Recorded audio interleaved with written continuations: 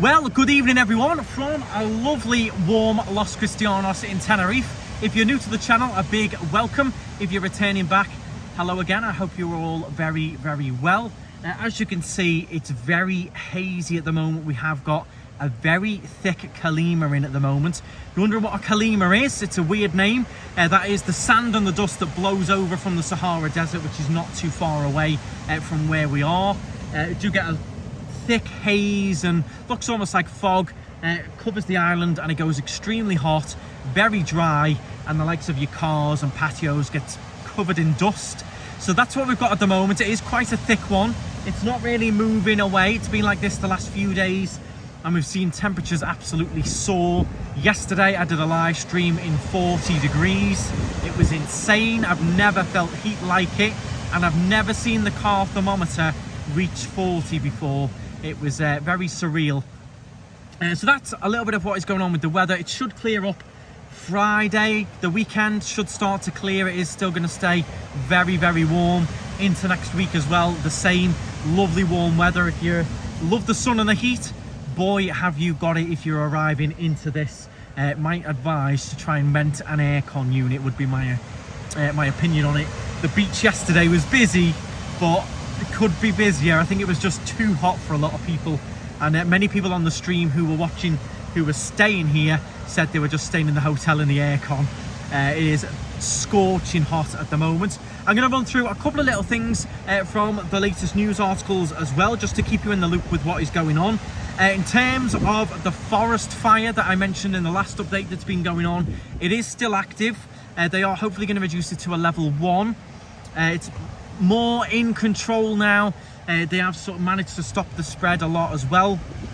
The weather has helped, not too many strong winds to push it. However, it's still not extinguished. It's still going on and they are still battling it very hard. One of the Tenerife firefighters actually has gone viral. I'll leave the link if I can to his video or the article here. He has written an open letter to the forest fire arsonist. So they have now determined that this fire was by arson. It was lit on purpose.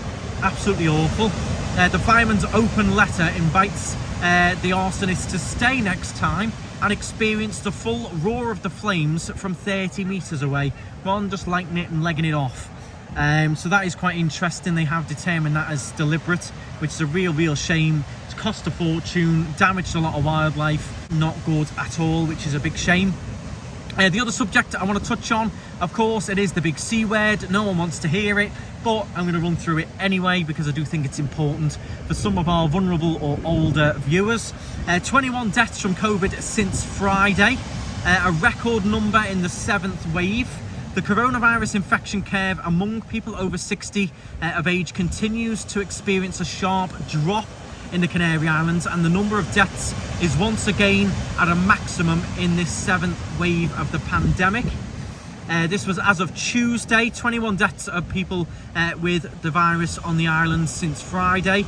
14 in Tenerife, 6 in Gran Canaria and 1 in El Hierro. All were aged between 56 and 96 and had previous health conditions and were admitted to hospital. So that's why I went through it, just for the vulnerable. There's people out there who, if they catch it, it will really affect them. So I know a lot of you want to sort of forget about it all now, but it is still going on, and I'm happy to take the flak and I'm happy to take the stick in the comments for still talking about COVID because it is important. So far in July, there have been 117 deaths of people with COVID reported in the Canary Islands, and it is already the 3rd deadliest month in more than 2 years of the pandemic, after January with 280 deaths and February with 142. So that is considerable numbers. However, what has fallen sharply are infections among people over 60. The only group that is being monitored in this new phase of surveillance and control that began at the end of March. So we are seeing a fall, which is nice. So that's why I wanted to touch on it there. Although deaths are up, in terms of infections and people testing positive has fallen down. And they are the main little bits of news that I thought were relevant to run through with you today. I want to touch on the airport. All seems to be running nice and smoothly. All of my arrivals for the cars have been on time. Getting out, quite a comfortable time period as well, from getting off the plane to coming through and picking their cars up. after getting their baggage quite reasonable within about half an hour, which is all running quite nicely. Not much news on Ryanair. They have extended the cabin crew strikes until January 2023. I did notice they didn't sort out the strike or the staff, but they did announce a very healthy profit over their, I think it was their first or second quarter. There was a big profit announcement a few days ago, but you know, the staff and the situation does still continue there. Other general news, as I said, very, very hot. Be careful out and about. Take plenty of water with you. Wear a hat if you can.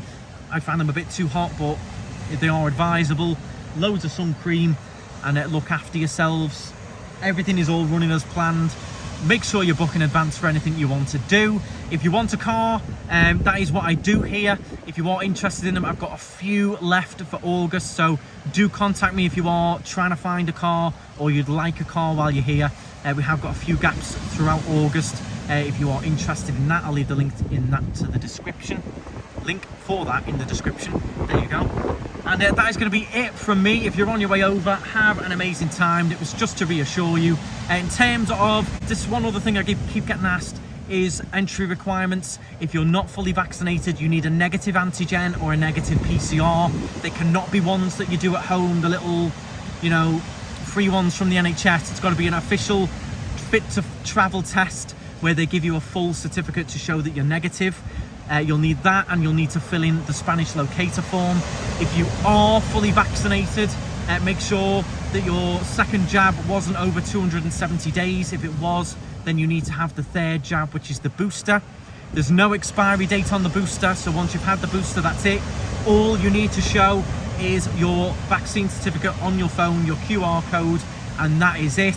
I touched on the last update regarding this new, well, it's come out in the news quite a lot lately. It's not so much new really.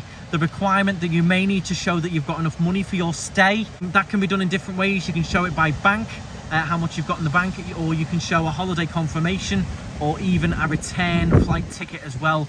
It's very unlikely that you will be asked.